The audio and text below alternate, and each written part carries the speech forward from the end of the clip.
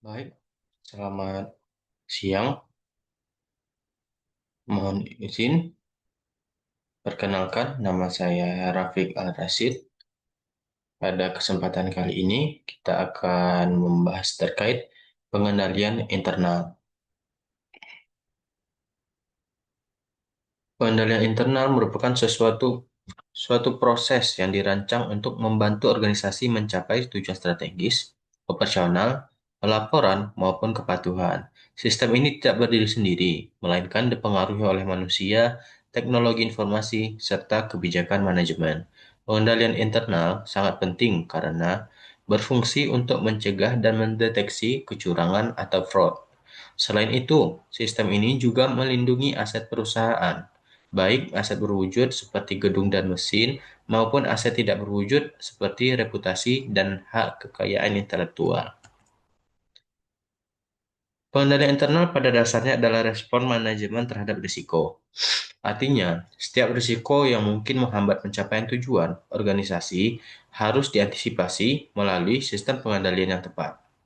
Secara umum, tujuan pengendalian internal dibagi menjadi 4, yaitu tujuan strategis, operasional, pelaporan keuangan, dan kepatuhan terhadap hukum dan peraturan. Keempat tujuan ini saling berkaitan dan menjadi dasar dalam membangun sistem pengendalian yang efektif. Menurut Standar Audit Internasional atau ISA 315, pengendalian internal terdiri dari 5 komponen utama. Kelima komponen ini membentuk suatu sistem yang saling terintegrasi dan tidak dapat berdiri sendiri. Komponen tersebut adalah lingkungan pengendalian, penilaian risiko, sistem informasi, kegiatan pengendalian, dan monitoring atau pemantauan. Auditor menggunakan kelima komponen ini sebagai dasar untuk memahami dan mengevaluasi sistem pengendalian dalam suatu entitas. Yang pertama itu lingkungan pengendalian. Ini merupakan fondasi dari seluruh sistem pengendalian. Komponen ini mencerminkan sikap, integritas, dan komitmen manajemen terhadap pentingnya pengendalian. Jika manajemen menunjukkan budaya etis dan disiplin yang kuat, maka karyawan juga akan memiliki kesadaran pengendalian yang tinggi. Sebaliknya, jika lingkungan pengendaliannya lemah, maka komponen lainnya juga akan ikut melemah. Lingkungan pengendalian pada entitas kecil. Dalam entitas kecil, seringkali tidak terdapat dokumentasi formal mengenai kegiatan pengendalian. Namun bukan berarti pengendalian tidak ada. Biasanya, pengendalian bersifat informal dan sangat bergantung pada perilaku owner-manager. Auditor akan melakukan wawancara, observasi, dan menilai sikap manajemen dalam menerapkan nilai etika dan integritas. Jadi, pada entitas kecil, budaya dan kepemimpinan menjadi faktor yang sangat menentukan. Selanjutnya, penilaian risiko. Penilaian risiko dilakukan oleh manajemen dan juga auditor, namun dari perspektif yang berbeda. Manajemen menilai risiko untuk memastikan tujuan organisasi tetap tercapai. Sementara, auditor menilai risiko untuk menentukan kemungkinan adanya salah saji material dalam laporan keuangan. Proses ini meliputi identifikasi risiko, analisis dampak, menilai kemungkinan terjadinya, serta menentukan respons yang tepat terhadap risiko tersebut.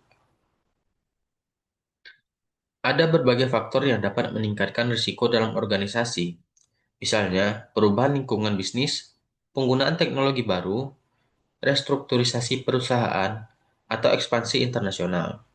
Selain itu, pertumbuhan yang terlalu cepat juga dapat meningkatkan risiko karena sistem pengendalian belum tentu mampu mengimbangi perkembangan tersebut. Sistem informasi menyediakan data yang dibutuhkan manajemen untuk perencanaan, pengendalian, dan pelaporan. Sistem ini mencakup perangkat keras, perangkat lunak, prosedur, data, serta sumber daya manusia. Dalam era digital saat ini, hampir seluruh sistem informasi berbasis teknologi. Oleh karena itu, pengendalian berbasis IT menjadi sangat penting dalam menjaga kehandalan laporan keuangan. Komunikasi merupakan elemen kunci dalam keberhasilan sistem pengendalian internal. Tanpa komunikasi yang efektif, kebijakan dan prosedur tidak akan dipahami oleh karyawan. Komunikasi internal membantu karyawan memahami tanggung jawab masing-masing, sementara komunikasi eksternal membantu menjaga transparansi dengan pihak luar. Elemen selanjutnya itu kegiatan pengendalian.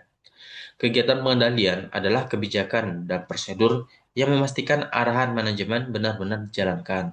Ini merupakan bentuk nyata dari pengendalian internal dalam aktivitas sehari-hari. Contohnya adalah pemisahan tugas, otorisasi transaksi, rekonsiliasi saldo, dan pengamanan aset perusahaan. Dalam praktiknya, kegiatan pengendalian diterapkan dalam berbagai transaksi seperti penjualan, pembelian, dan pembayaran. Perusahaan juga menerapkan pengendalian fisik atas aset, misalnya pembatasan akses gudang atau penggunaan password pada sistem. Semua ini bertujuan untuk meminimalkan risiko kesalahan maupun kecurangan. Dan terakhir itu terkait monitoring. Monitoring atau pemantauan bertujuan untuk memastikan bahwa sistem pengendalian internal tetap berjalan efektif dari waktu ke waktu. Jika ditemukan kelemahan, maka manajemen harus segera mengambil tindakan korektif.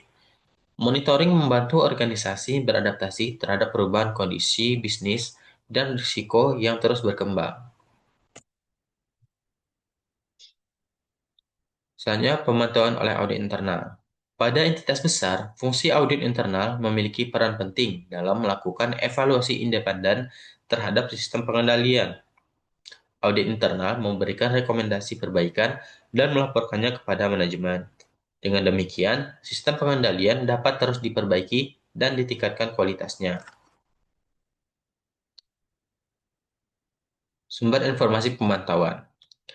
Sebagian besar informasi untuk pemantauan berasal dari sistem informasi internal perusahaan. Namun, auditor harus memastikan bahwa informasi tersebut handal dan akurat. Selain itu, keluhan pelanggan, komentar regulator, serta laporan auditor eksternal juga dapat menjadi sumber informasi penting dalam mengevaluasi pengendalian. Sebagai penutup, pengendalian internal merupakan sistem yang sangat penting dalam menjaga efektivitas pengelolaan perusahaan. Dengan 5 komponen utama tadi, organisasi dapat meminimalkan risiko serta meningkatkan akuntabilitas dan kepatuhan. Lalu pengendalian internal bukan hanya tanggung jawab auditor, tetapi merupakan tanggung jawab seluruh elemen organisasi. Mungkin sekian yang dapat saya sampaikan. Atas salah dan kurang mohon maaf. Terima kasih dan selamat siang.